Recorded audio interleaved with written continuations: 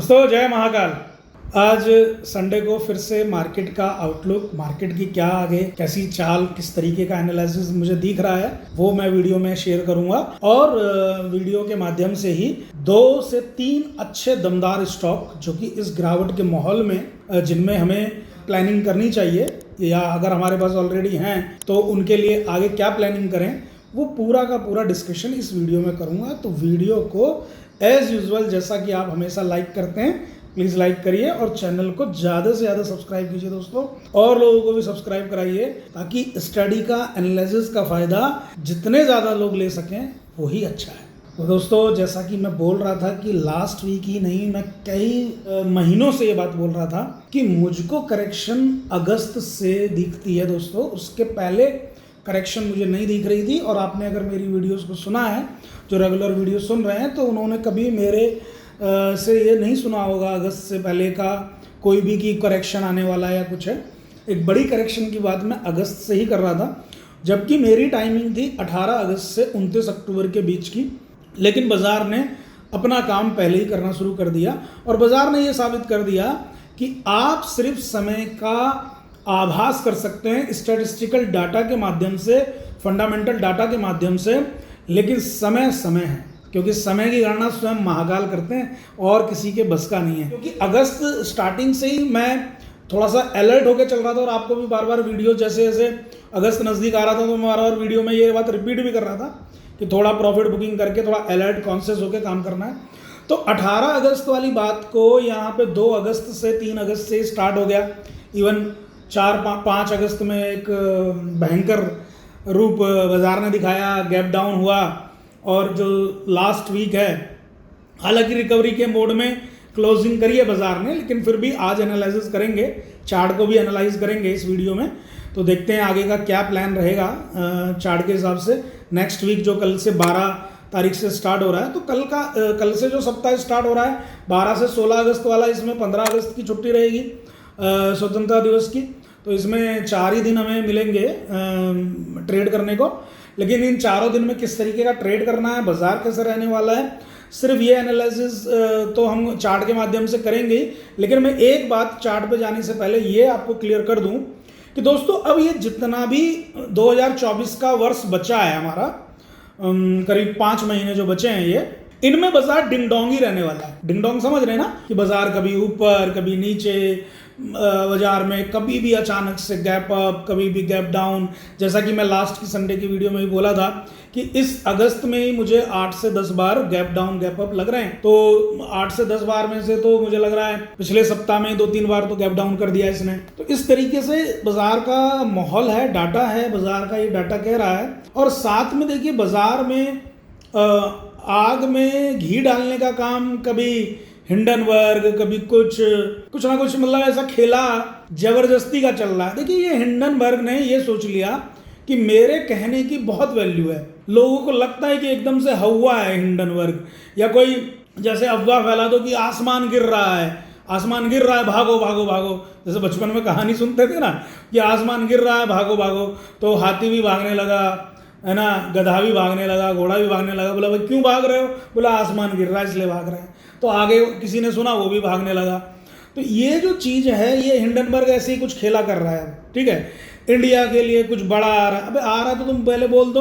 अगर तुम्हें कुछ बड़ा करना होगा तो तुम पहले बोलोगे नहीं, क्योंकि तुम्हारा अपना स्वार्थ होता है। तुम शॉर्ट सेलिंग करते हो और शॉर्ट सेलिंग करने वाला व्यक्ति चुपचाप पहले शॉर्ट सेलिंग करेगा, उसके बाद धमाक से न्यूज़ को छोड़ेगा, फिर अदानी एंटरप्राइजेस जैसे नीचे गिरा इस तरीके के काम करेगा, उसके बाद काम करेगा। अब ये पहले से चिल्लाना मतलब क्या है कि कुछ सोच रहे हैं कि करेक्शन में और थोड़ी करेक्शन ज़्यादा हो जाए तो अपना काम हो जाए, जो शॉर्ट सेलिंग करी है उसमें और ज़्यादा प्रॉफिट हो जाए। तो इस तरीके के कुछ हो सकता है, लेकिन मैं ऐसी चीज़ों पे ज़्यादा टीका टिप्पणी करता नहीं। ये तो 2-4-10 लोगों ने बहुत ज़्यादा मुझे मैसेज करके, फ़ोन करके पूछने लगे, तो मैंने कहा ठीक है, मैं कल एक वीडियो संडे का मैं करूँगा ही, तो उसमें जो भी मुझे लगेगा तो मैं अपनी एनालिसिस आप लोगों को उसमें शेयर कर दूँगा। वीडियो सुन लीजिएगा आप ध्यान से। तो इस वजह से मैंने ये हिंडनबर्ग का जिक्र किया, नहीं तो मेरी लिस्ट में कोई हिंडनबर्ग या कुछ भी ऐसा अर्गबर्ग है नहीं। मैं सिर्फ क्या है, जो लेवल है, मैं शुरू से आपसे बोलता आया हूँ, लेवल पे काम करो। आज भी बाजार की घबराहट में भी आपको रोजाना व्हाट्सएप टेलीग्राम पे ट्रेड निकाल के देता हूं, आपने नोटिस किया हो, ट्रेड निकालता हूं और महाकाल की कृपा से ट्रेड सक्सेस रहते हैं। आप सक्सेस रेशो उठाएंगे तो मतलब गजब है। इतना मुझे भी कभी कभी लगता है कि मैं इतना अच्छा ट्रेडर तो हूं नहीं, ये इतना अच्छा सक्सेस रेट कैसे है। तो उसके पीछे सिर्फ दो वजह हैं, सबसे पहले महाकाल की कृपा और दूसरा आप सब लोगों का आशीर्वाद, आप लोगों का सपोर्ट। क्योंकि जब हम किसी चीज को पब्लिक हित में करते हैं तो वो चीज कहीं ना कहीं सबको फायदा होना है तो उसको चलना ही है, ऐसा मेरा विचार है। अगर कोई स्टॉक इलझ भी गया तो देर सवेर वो चलेगा ही चलेगा, क्योंकि आपने इस भाव से दिया है सबको कि सबका फायदा होना चाहिए। तो वही है दोस्तों कि थोड़ा सा इस बार वैसे, लेकिन एक चीज के लिए मैं क्षमा प्रार्थी हूं कि ये 5 अगस्त से खेला हो गया, जबकि मैं 18 से सोच रहा था।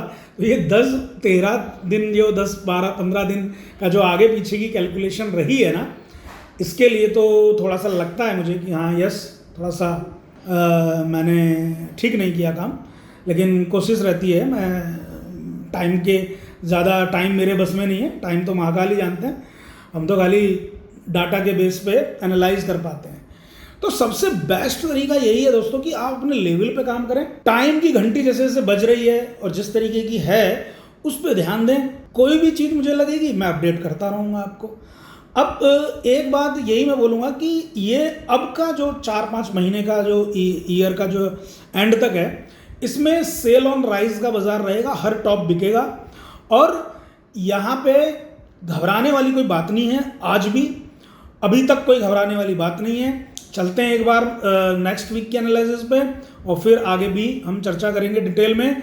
आपको बस ये एक ही बात बोलूँगा, ये वीक और अभी निकालिए, इस वीक में देखते हैं क्या होता है। ये देखिए निफ्टी का चार्ट है। इस निफ्टी के चार्ट पे मैंने लास्ट वीक आप लोगों के साथ में ये शेयर किया था।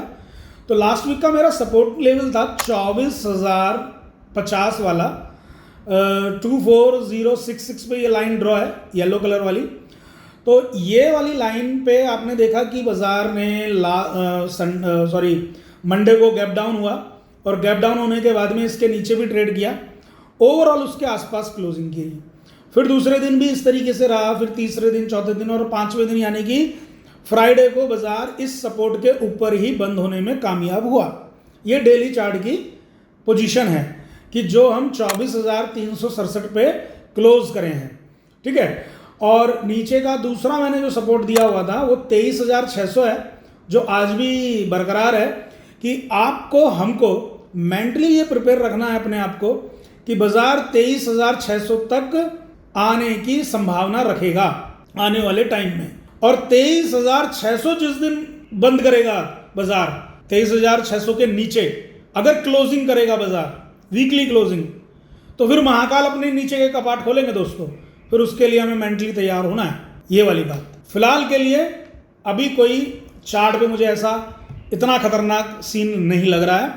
नेक्स्ट वीक के लिए तो मैं नेक्स्ट वीक की ही अभी एनालिसिस करूंगा, लेकिन बीच बीच में मैं आपको थोड़ा सा बड़ी पिक्चर भी दे रहा हूं वीडियो में।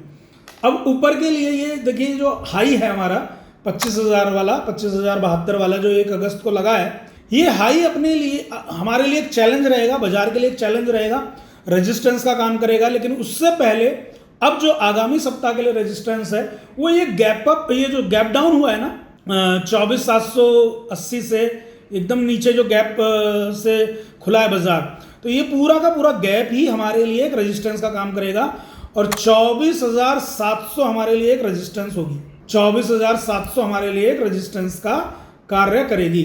24,700 के ऊपर अपन अगर क्लोज करते हैं तो फिर हमें थोड़ा सा कॉन्फिडेंस बाजार में आएगा और बाजार फिर और ज़्यादा तेजी पकड़ सकता है। फिलहाल अभी बाजार में हल्की सी तेजी बरकरार है और उसके बाद फिर से जैसा कि मैंने टाइम में बताया है 18 तारीख को, हालांकि संडे है, लेकिन 18 के बाद में 19 तारीख से फिर से एक बार जिगजैग करके बाजार थोड़ा सा बियरिश फेज ले। लेकिन अभी फिलहाल जो कांड होना था, झटका लगना था, वो एक झटका लग चुका है। अब आगे झटके के लिए 23,600 से पहले कोई भी ऐसी दिक्कत वाली बात नहीं है। तो ये पूरा निफ्टी का एनालिसिस है। दूसरी चीज, जब तक बैंक निफ्टी और निफ्टी का रेशो क्लियर नहीं हो जाता, रेशो बहुत डिस्टर्ब चल रहा है, 6 महीने से रेशो डिस्टर्ब चल रहा है। कहाँ बैंक निफ्टी जा रहा है, कहाँ निफ्टी जा रहा है, कोई डायरेक्शन नहीं। कोई भी तालमेल नहीं है दोनों के बीच में। वहाँ जो रेशो है, जैसे जैसे वो रेशो इंप्रूव होगा, दोनों का रेशो डाल के देखिए, निफ्टी बैंक निफ्टी के चार्ट को ऊपर नीचे लगाइए, उनके रेशो को फाइंड कीजिए। बहुत सिंपल है। मैं आपको जो नेक्स्ट वर्कशॉप है 15 तारीख से मैं स्टार्ट कर रहा हूँ, उसमें ज़रूर सिखाऊंगा ये चीज़। बहुत लोग कंफ्यूज हो जाते हैं कि भाई रेशो कैसे फाइंड करें। तो आपने कुछ नहीं करना, एक बार लिखिए निफ्टी और एक बार लिखिए बैंक निफ्टी, दोनों को कंपेयर कीजिए, फिर दोनों का एक कंबाइंड चार्ट बना लीजिए और उससे काम कर सकते हैं, आप कंपेयर कर सकते हैं। बहुत सिंपल है चार्ट के हिसाब से, अदरवाइज फंडामेंटली डाटा से आप नोट करेंगे तो ज़्यादा अच्छा रहेगा। चलिए, ये हो गई निफ्टी की बात। अब दूसरी बैंक निफ्टी पे ये मैंने क्लियर किया। आगे की बात करता हूँ कि बाजार की इतनी गिरावट में आप लोगों के साथ में अभी 10 दिन पहले, 10 से 12 दिन पहले की वीडियो है, एक बार यूट्यूब पे जाके फिर से देखिएगा। स्टूडेंट के साथ में मैं एक चार्ट शेयर कर रहा था। जी हाँ, मैं फिर से लिख देता हूँ उस चार्ट को, क्योंकि संडे की वीडियो ज़्यादातर लोग देखते हैं। बाकी लर्निंग वीडियोज़ में इतनी डालता हूँ, उनको कोई पसंद नहीं करता, कोई देखता ही नहीं है। 2-4 व्यू आते हैं बस, फिर वो अजीब सा कॉन्फिडेंस हो जाता है। मेरा भी अच्छा नहीं लगता कि पता नहीं पब्लिक को फिर क्या चाहिए। देखिए, ये ONGC का चार्ट है, ये मैंने शेयर किया हुआ आप लोगों के साथ में वीडियो।